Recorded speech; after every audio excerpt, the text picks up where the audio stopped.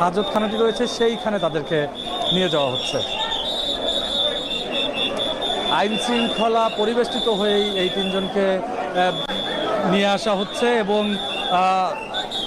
এই জায়গাতে আমরা দেখছি বিপুল সংখ্যক পুলিশ সদস্য রয়েছে, অর্থাৎ তাদেরকে নিরাপত্তার মধ্যে বের করে নিয়ে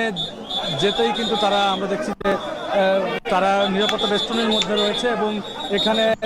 আইন শৃঙ্খলা রক্ষাকারী বাহিনীর সদস্য ছাড়াও আইনজীবী যারা রয়েছে, সাধারণ যারা জনগণ রয়েছে, তারা এখানে উপস্থিত হয়েছে এবং তারা নানান রকম বিদ্বেষমূলক স্লোগানও এখান থেকে দিচ্ছে।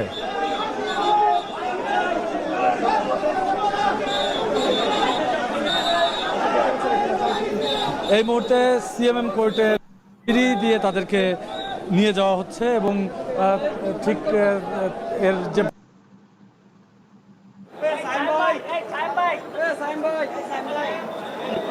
আদালতে তাদেরকে তোলা হয়, আদালতে তোলার পরে তারা পল্টন থানায় যে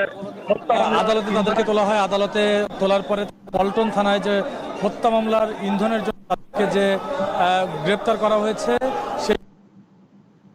অন্যান্য তথ্যাদি জানার জন্য পুলিশের দিনের রিমান্ড চাওয়া হয় এই তিনজনের এবং বিজ্ঞ আদালত তাদের 10 দিনের রিমান্ড মঞ্জুর করেছে।